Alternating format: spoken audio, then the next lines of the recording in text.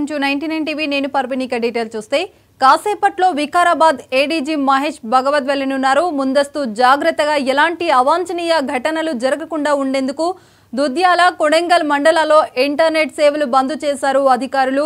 ఇక దుద్యాల కొడంగల్ మండలాల్లో భారీగా పోలీస్ బందోబస్తు ఏర్పాటు చేశారు. ఇక పలువురిని పరికి పిఎస్ కు తరలించారు పోలీసులు.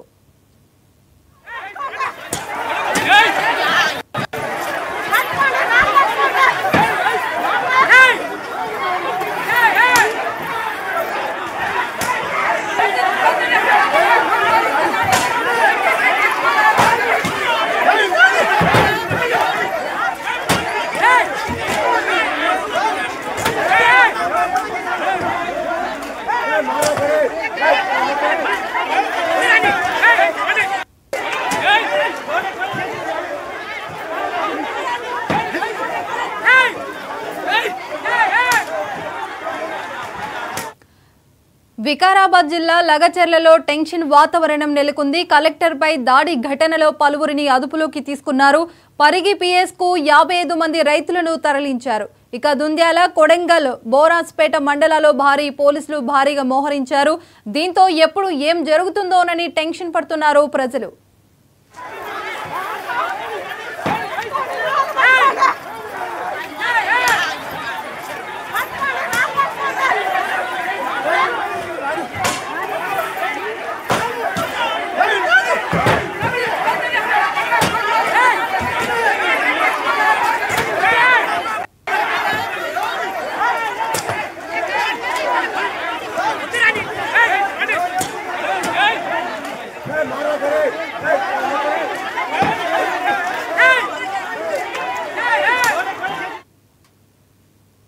ఇక ఇదే అంశంపైన పూర్తి సమాచారం మా రీజనల్ కోఆర్డినేటర్ రాజ్ కుమార్ అందిస్తారు. రాజ్ కుమార్, చెప్పండి, అసలు వికారాబాద్ జిల్లా కలెక్టర్ రెవెన్యూ అధికారులపై జరిగిన దాడిలో ఎలాంటి ఘటనలు జరిగాయి? పూర్తి అప్డేట్స్ ఏంటి?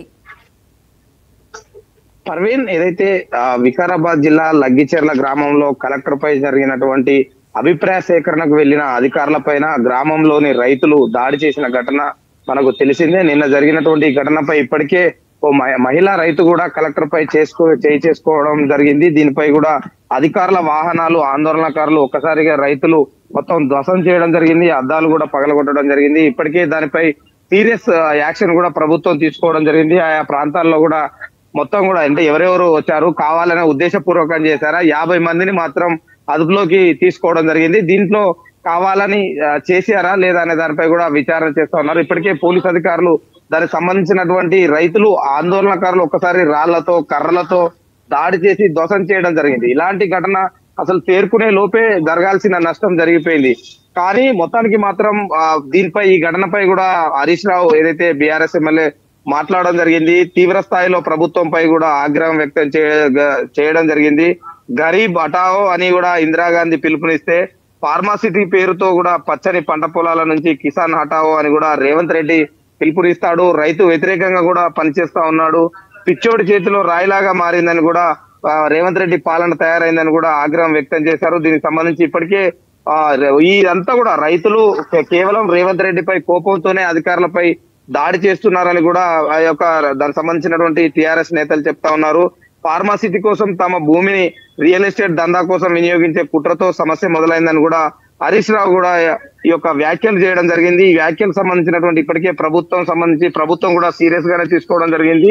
ఈ యొక్క ఫార్మా కంపెనీ ఏర్పాటుకు వెనక్కి తీసుకోవాలని కూడా హరీష్ రావు డిమాండ్ చేయడం జరిగింది. ఈ డిమాండ్ కు అంటే ఏదైతే ప్రజలకు ఒక రైతులు అధికారులపై తిరగబడ్డ ఘటన చాలా తక్కువగా ఉంటాయి. అలాంటిది ప్రభుత్వం ఏర్పడ్డ కొద్ది నెలలకే ఇలాంటి ఘటనలు జరగడం కూడా దురదృష్టకరం. పంట పొలాలను, ఏదైతే పచ్చని పంట పొలాలను ఫార్మాసిటీ పేరుతో నాశనం చేయొద్దని కూడా హరీష్ రావు ఈ యొక్క డిమాండ్ కూడా వెనక్కి తీసుకోవాలని చెప్పడం జరిగింది. దీనికి సంబంధించి ఇప్పటికే కూడా అధికారులు మాత్రం దీనికి సంబంధించి ముఖ్యమంత్రి సొంత జిల్లా కావడంతో అసలు ఏం జరిగింది అనేది తెలుసుకునే ప్రయత్నం చేస్తా ఉన్నారు. దీనికి సంబంధించినటువంటి ఈ ఘటనపై కూడా అంటే ఇప్పటికే కొంచెం విచారణ కూడా చేస్తా ఉన్నారు. వీరందరూ అంటే ఎక్కడి నుంచి వచ్చారు, ఈ యొక్క గ్రామస్తులు, వికారాబాద్ సంబంధించినటువంటి గ్రామస్తులు కావచ్చు, ఈ మండలాలు అంటే దుద్యాల మండలం లగచెర్లలో ఈ యొక్క ఘటన జరిగిన నేపథ్యంలో ఇండస్ట్రియల్ క్యారిడార్ ఏర్పాటు కూడా ప్రజలకు ముందుగానే సమాచారం అందించడం జరిగింది. దానికి సంబంధించి ప్రజాభిప్రాయ సేకరణ కూడా తీసుకోవడం జరిగింది. ఇలాంటి పరిస్థితులలో ఆఫీసర్లను కూడా వెనక్కి వెళ్ళిపోవాలని కూడా రైతులు ఆందోళన వ్యక్తం చేస్తుండగానే ఒక్కసారిగా మాట్లాడుతుండగానే కూడా కలెక్టర్ పైకి ఒక్కసారిగా అక్కడ రైతులు రావడం ఒక్కసారిగా ఇవన్నీ ఒక్కసారిగా జరగడంతో కూడా అక్కడ ఉన్నటువంటి అధికారులు కూడా అయోమయకు గురయ్యారు. రాజ్ కుమార్, అలాగే ఈ దాడుల్లో 50 అంటే గ్రామస్తులందరూ కలిసి దాడులు చేయడం జరిగింది. రాళ్ళు అలాగే అద్దాలు కూడా ధ్వంసం చేయడం జరిగింది.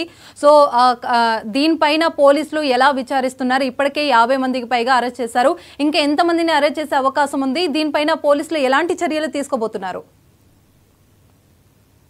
అరవింద్, ఒక్కటి మాత్రం, ఇక్కడ ఏదైతే జరిగిన దాడికి ఎవరు ఉన్నా కూడా వదలమని కూడా పోలీస్ కమిషనర్ వికారాబాద్ జిల్లా కలెక్టర్ ప్రతీక్ జైన్ పై దాడి ఘటనకు సంబంధించినటువంటి పోలీసులకు ఇప్పటికే చట్టపరమైన చర్యలు తీసుకుంటామని మల్టీజోన్ 2 ఐజీపీ కూడా సత్యనారాయణ కూడా చెప్పడం జరిగింది. ఏదైతే ఈ ఘటనకు సంబంధించినటువంటి సత్యనారాయణ పోలీసుల కొంతమందిని కూడా సాయంత్రం దుద్యాల మండలం లగచర్ల గ్రామంలో అదనపు కలెక్టర్ లింగానాయకు వెంకటరెడ్డి దానికి సంబంధించిన దాడి గురించి కార్యాలయం కూడా ఎప్పటికప్పుడు వారి యొక్క సమాచారం తెలుసుకోవడం జరిగింది. అందులో అంటే ఇందులో నిజమైన రైతులే ఉన్నారా లేదంటే కావాలని ఏమన్నా ప్రతిపక్షాలు కుట్ర చేశాయా అనే దాని కోణంలో కూడా పోలీసులు అరెస్ట్ చేయడం మొత్తం విచారణ చేస్తా ఉన్నారు. దీనికి కలెక్టర్ మీటింగ్ లో ఉండగా భోగమోని సురేష్ అనే వ్యక్తి అక్కడికి వచ్చి కూడా కుట్రపూరితంగా కలెక్టర్ అధికారులపై దాడి చేస్తే గ్రామంలో భూసేకరణ మళ్ళీకి రారు అనే ఉద్దేశంతోనే కలెక్టర్ సార్ ఈ స్థలం గ్రామానికి దూరంగా ఉంది, ఆ గ్రామంలో చాలా మంది ఉన్నారని కూడా చెప్పడం జరిగింది.